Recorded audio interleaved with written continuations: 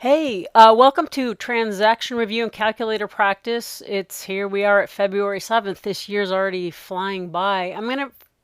There's only a few of us on tonight, so I'm gonna try to unmute to see what happens. If anyone is able to talk, will you please say something right now? If you have a little mic or something.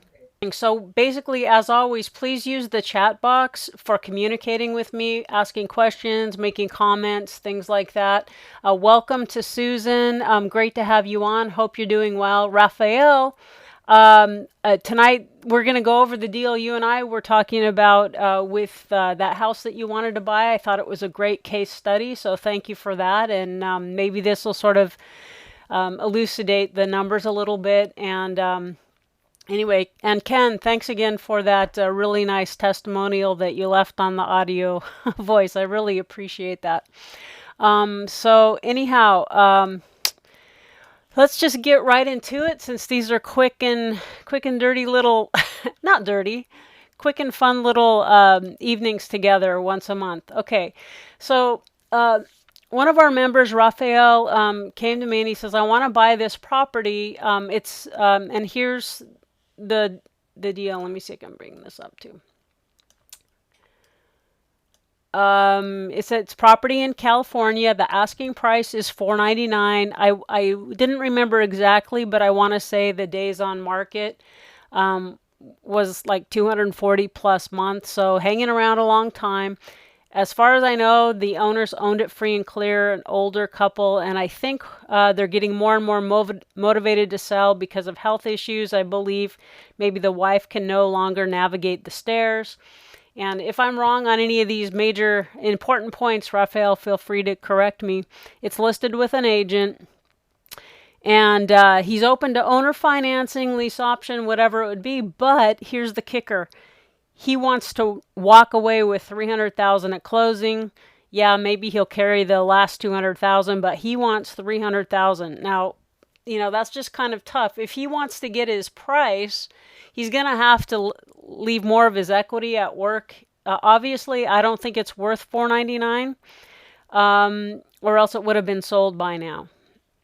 So it's obviously not worth that. So if he wants to get that, I doubt he's going to get anyone who's going to drop 300,000 and still give him that price. Maybe they'll give him 450 or 425 or 400, but they're not going to give him probably this if he wants that much. But anyway, let's just go through this exercise and see how it comes together. And again, please don't hesitate to use the chat button. I'll try to keep looking over there. Okay, so now here's the buyer's situation, the buyer's ability to pay. Right now, like a lot of people these days, low credit score, we've had credit challenges, bankruptcies, short sales, foreclosures, things like that. Okay, so this is a very common thing. So that he's working on getting his credit put together. He's got $10,000 that he wants to put down now, and his max Maxley, my goodness, max PITI per month, meaning the principal, interest, taxes, and insurance. So basically, the most he wants his housing to cost him out of pocket each month is $2,500. He believes he'll be able to get traditional financing within 5 years. So let's just sort of figure out what could possibly work with this. So if he does buy, let's say he does buy the property for, let's call it the 500,000. Oops, clear. And you guys know this is the in-a-day development HP 10B2 app, in case any of you are new and don't have it. I think Ken and I were talking that you recently bought it and you understand why I'm in love with it. So that's fun. So it's 500,000. So property taxes are going to be 1.25%. I hope they're still 1.25%. Have they gone up as of January? We're paying so much taxes in California now. So $6,200 a year divided by 12. So basically $520 a month is going to be property taxes. Let's just ballpark insurance at $80 a month. So if he only wants to come out with $2,500 a month, that's all he wants to be out of pocket for housing. We got a minus $520 for insurance. We got a minus $80 I'm sorry, taxes, insurance. You guys know what I meant. So basically, we're looking at about $1,900 here, right? That he has available for principal and interest. Okay, any questions, comments so far? All right, looks like we're good. So let's move on to the next one here. So reverse engineering the deal, knowing what the buyer wants to do at this point, wants and is able to do comfortably. So what would that note look like if that owner was willing? Let's just put that $300,000 he thinks he needs at closing, and we're not sure if he really needs it or 100% why.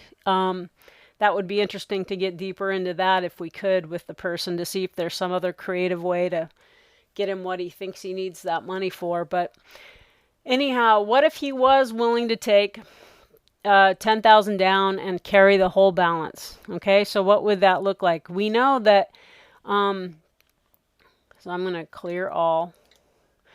All right, we know that the monthly payment, the max for PITI that Raphael would be hoping for, make that a negative number there, is that we would ask for like a 30-year, I mean, you could ask for 40-year amortization, but let's just say we're going to stick with 360. Most people think in terms of a 30-year note.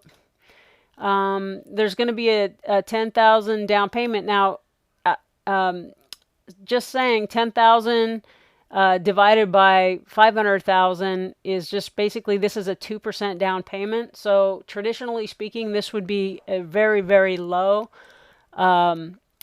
percentage of down payment. In fact, 2% is even low kind of for a lease option fee. Lease option fees are usually in the 3 to 5%. So this is hugely low, but maybe the guy would be willing to do it just to sell for his price, to be able to move his family, and especially if we use a land trust or, I guess, lease option thing where he knows he won't have exposure to foreclosure, something like that. So anyway, the PV, the loan amount, is going to be $499 minus the $10,000 down payment. So we've got $489 here. And so just to get the interest rate, I'm not gonna put in the future value, even though the term we would be presenting as amortized over 30, due in 10. Okay, with a 10-year balloon. He thinks he can get refinanced in 5 years, but that's a little tight, and we just don't really know. So I would rather have someone at least have 7 to 10 years to get out of something. So, but we're going to leave that alone. I can just put a 0 in there just to get the amortization. So if this, let's see what the seller would have to carry at. He'd have to be willing to carry at an interest rate of 2.37. You know, it's not impossible. Sometimes people carry at 0% interest. So, you know, this is just for, I'm not saying he would accept it, but he could. Okay, it is possible out there. The balloon in 10 years would be what? So how are we going to figure out the balloon? So let's go to see the amortization schedule. It's orange. Amortization is orange. So we have to hit the shift key here and then hit the amort, which becomes larger. And so now let's just scroll down until we get to 120, which is obviously 10 years, right? And we see from that here we are, 362, 730. Click that out, okay? So that's what it would look like. Now let's just go to this next page. And now we know that, now I'm going to put this balloon in just so I can see if the seller carried back this whole note just the way we created it on the last slide, what could he sell it for? So now I'm going to put the balloon in, the future value, right? So what did I say it was? 362, 730. I make that a negative number. I just, for my own brain, I always make these two numbers negative and I leave these positive, even whether I'm paying this number or receiving this number. This is just my convention. You can do what works for you. There's different ways to do it. But then it's not going to be that balloon doing 360, so I've got to change this to 120, don't I? Okay, so basically here's the note. I would get $18.99 120 times. So I would get this payment n times, and then at the end of n, at the end of 120 months, I would get this future value. Okay, so now obviously as an investor, I'm not going to be okay with 2.37%. So I'm even going to be conservative and just say, let's just put a nice 12% in there. Okay, this is even a titch low for me usually, but that's a fair number. Okay, a lot of people happy with that 10 to 12% range. So now let's see what I can pay for that note. Oh, wow, Kazowie. That's pretty low, right? It's basically like 50 cents on the dollar. It is, just a little bit less.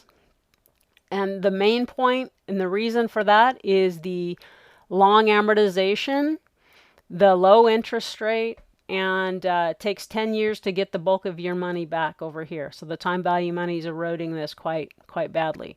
So if the seller carried back for Raphael and then I bought the whole note, then he'd basically walk away with this, $252,278. What I could pay for this note plus the $10,000 that Raphael would put down.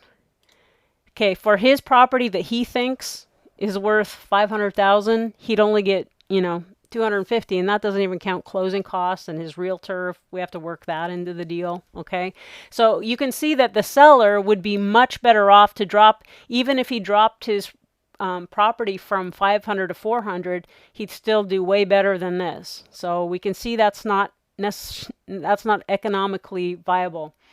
So any questions, comments, any feedback, please don't hesitate to, put something out there. All right, well, let's see. Well, what about a partial purchase? Because partial, oh my goodness, partial purchases can often be a really save a deal, put a deal together that otherwise wouldn't. So what if I decided, forget the balloon, and I actually don't like balloons.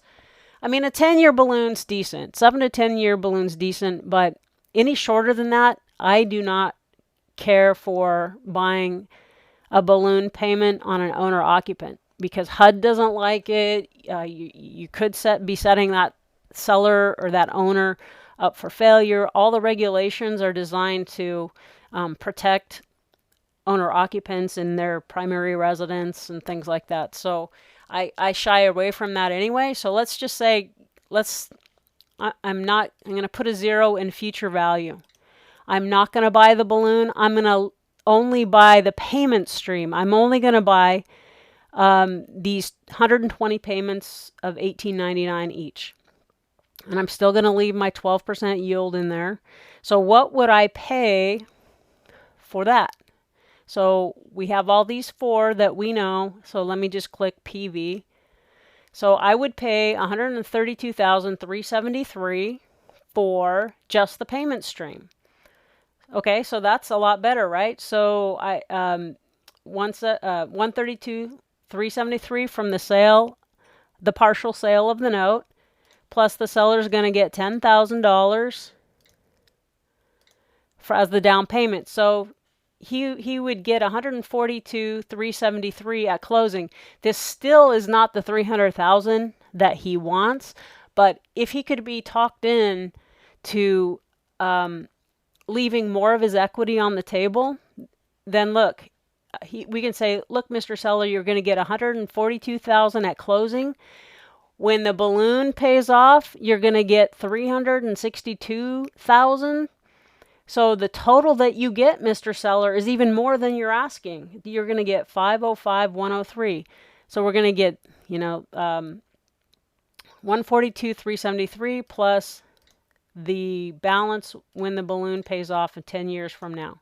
Now, a lot of times people don't understand the time value of money, and a lot of people actually can't do better than 2.5% on their money, sadly. So they might just think that's okay. They might not understand that this 362 10 years from now is only worth about 200,000 in terms of today's dollars or something like that. But so that might be something that they would say yes to. Okay, that's how you could show them they're getting their purchase price even more, right? And so from an ITV perspective, before I was willing, we didn't talk about, yes, I did. I forgot to mention it though. I'm going to assume conservatively that the value of the property is 400,000. Obviously, it's not getting any offers at 500,000. It might be worth 425 or 450, but just conservatively, there's not a lot of comps apparently in that area. So then I took 65% of that and said, 260 is the most I want to be in, and you could see that what I would pay for that note was 242. It was less than my 260 that I said was my maximum investment to value. So over here, and so I'm like, that would be what I'm at 60% if I bought that whole note. Isn't this great? If I bought this whole note, the payment stream, the partial, my ITV is only 33%. What I'll pay for the note's this, divided by the value of the property, and this is conservative, but it's probably more realistic. See, 30.33, 33%, right? Remember, carry the decimal 2 places. So my 12%, this is a way safer 12% than even this one, right? So, gosh, I could probably even do better on a partial than 12% and still make the numbers look like they work out for the seller. Anyhow, no questions, comments? Okay. So then,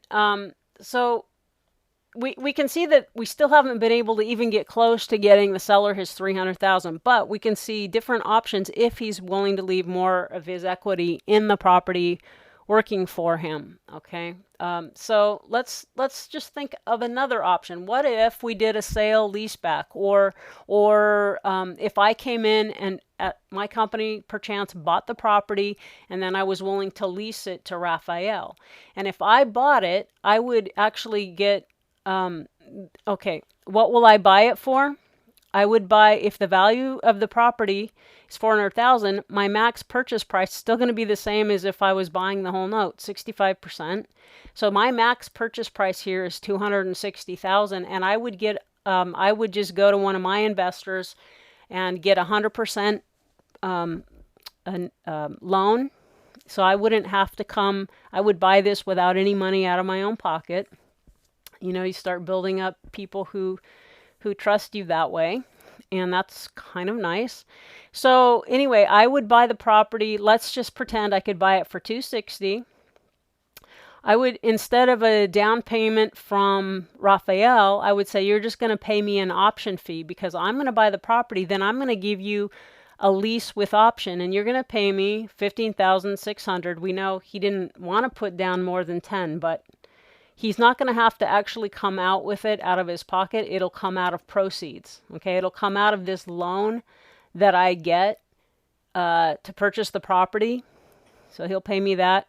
I would charge about a 10% management. Like, I would be in the place of being a property manager at that point, having someone as a tenant. So I would charge 10% of, that amount. So I'm just ballparking what I kind of want as cash flow. So it's a different way to create cash flow for myself. Like, instead of discounting a note or getting hard money loan fees, I'm taking an option fee and a management fee. So I'm still creating cash up front plus passive income for myself here. It's just rental income instead of like a note payment. Okay, so still economic equivalent. Who cares how we put it together? We're creating passive income and opportunity for other people who need solutions. So then the rent payment. Okay, so now I know this is the most he can pay for P&I, but we're just going to say I. So we're not even going to try to do principal reduction. Let's just make this, we know he has 2,500, but remember we had to take out taxes and insurance because I would make the lease pay for PITI or ITI, but I want to make my 260 here. So out of that, he has 1639 that will cover an interest payment. Is everyone still with me at this point? Okay, so here's what he can afford. Wait, clear all. 1639 per month, all right, for interest, not even principal. See, you can see it's much better for him if he gets the owner to carry at a really low interest rate. Times 12. This is the amount of interest he can pay, that he and his wife can afford to pay per year. So let me figure out how much debt that payment can support. So what I'm going to do is divide by 12%. Let's say he's paying 12% on his money. So 0.12. I divide by 0.12. 12%, decimal to the left 2 times. This amount of interest per year at 12% can only support a loan amount of 163.9. You can see this is way less than this 260, right? It's not going to work. Well, which I know how to do. What if I could get 9% money? Okay, let's see what happens then. So we have the 19,668. Let's divide it by 0.09 because I have people that are very, very happy with 9%. Okay, okay, so we're getting a little closer. Okay, so now we know that Raphael can afford to support, pay taxes, insurance, and a management fee, which would go to me, and still cover this much debt, 218,533. The only problem here, you see this number, 36. He's wanting 7 to 10 years. But most private money, while I can get, in fact, I just put something together at 8.5, but they only want to be in it 2 years. So this cheaper money is available, but they don't want to hang out they usually don't want to hang out for more than 3 years. So this could be a bugaboo right here, because that might not be enough time for Raphael to get his affairs in order to the point where he can get a loan. Who knows what will be happening with interest rates 3 years from now? Who knows what if property values will have changed, softened up? We just don't know. Okay, so that's the big right there. Okay, so so here's, if we did it that way, we can see that we're still not getting 300,000 for the person, but we're trying to see what could possibly work. So I would say, okay, he can afford that. Let's just go conservative. Let's just call it 215. That's all I'm going to buy it for. Okay, so if I buy it from the seller, so the option fees are going to be, I think I didn't adjust the option fees over here, but I'm sorry, this would be a little lower. I'm usually going for about 5 to 6% of the purchase price as an option fee. But anyway, just because I forgot and didn't change these numbers, we're going to stick with it. So basically, I would get 100% loan to buy this property for 215, minus the fact that I'm going to get my option of 15.6, and that's going to come out of the loan proceeds. Closing costs are going to be 9,980, which I'm not going to cover out of. I'm going to ask the principals to cover this, or the other people. So now we've got, here's what we could bring to the seller. The current seller, he'd get 189,420. But then he'd have to carry back the rest, okay? And he might do this, he might. So minus 499. Okay, that's the balance of the equity he's looking for. So you can see he'd be having to to carry a second deed of trust for $309,580, and basically it's going to have to be a straight note, right? It can't come with installment payments because there's no money left. We're already taking up all of Raphael's money over here, just floating this private loan, right? So there's nothing. It has to be a straight note, and probably, even if he carries it at 0%, which is okay to ask for and very, likely, he's getting his price after all, but he's probably not going to wait 10 years for it. He's probably going to want a shorter term, maybe 3 or 5, or at the most I could see 7 years, but this is as long as we can go on this deal anyway. Okay, so 3 years. So basically he'd have a straight note with a balloon payment in 3 years when Raphael is either able to get a loan or ends up just selling the property, maybe because it appreciated a little bit. And then that's a perfectly good exit strategy. Any questions, comments? Okay, we'll keep going. So, if I bought it for that, carried it back for that. Okay, so now I'm leasing the property to Raphael. Oops, I don't know what I just did there. Clear. Okay, $2,500, that's the most. He's gonna pay me $2,500 a month. Out of that, I'm gonna pay taxes. I'm gonna pay insurance. I'm gonna pay the interest payment. The interest payment at 9% on 215 is $1,612. That leaves me taking a management fee or passive cash flow of $288. That also helps pad my account for anything unexpected. If I'm owning the property instead of buying the note, I do have liability as an owner that I need to be reimbursed for, the risks and things of being an owner, especially in California where it's very, consumer and tenant oriented. Okay, so this is actually pretty fair.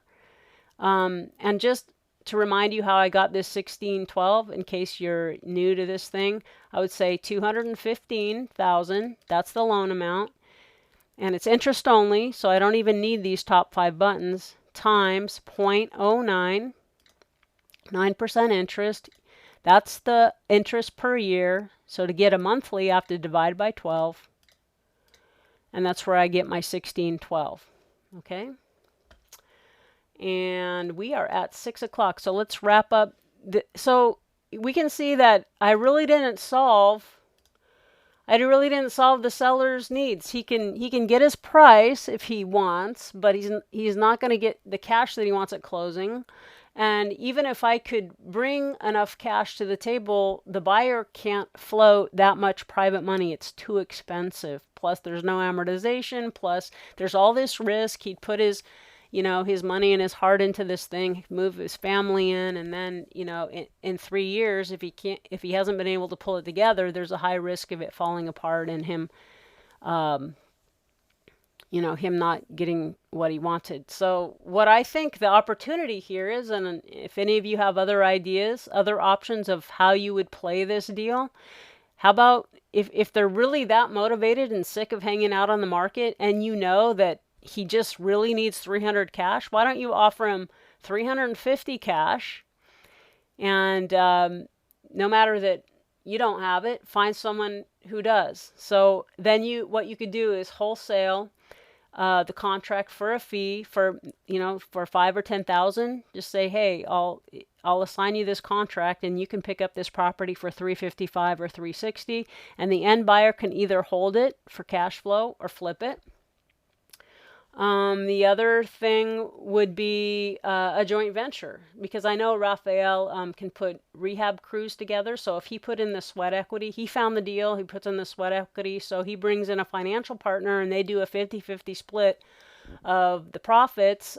So if they were able to purchase it for 350, they'd have to bring 2% closing costs probably to the table, 7,000. They might, let's just call it light rehab at 10,000. And then what if, in 3 or 4 months they were able to, with better marketing, sell the property for 450, and that sounds like, at least the most they could probably get out of it. Let's pretend they have to pay an agent 5 or 6%. they might be able to market this without an agent, but if you did, let's just say closing costs at 8%, that'd be 36,000. So that here's what they would get in that thing. 450,000, they sell it, minus closing costs, minus the rehab money they put in, minus the closing costs they paid at acquisition, minus the 350 it cost them to get in. So the profit in this deal would be 47,000 divided by 2. They could each potentially walk away with 23.5, and you know, that's not bad. And even if they were wrong by 10,000 or 20,000, they'd still be okay here and make some profit. So those are my ideas. Any feedback, questions, comments? I don't know. Was this this helpful at all? Does anyone have typing fingers? Am I alone out here? I'm lonely. Okay. Anyway, you guys have a great night. As always, I appreciate you showing up and being a part of my community. It's really important, and I love learning together with you guys and working over stuff. So you guys take care. We'll see you next time. Bye-bye.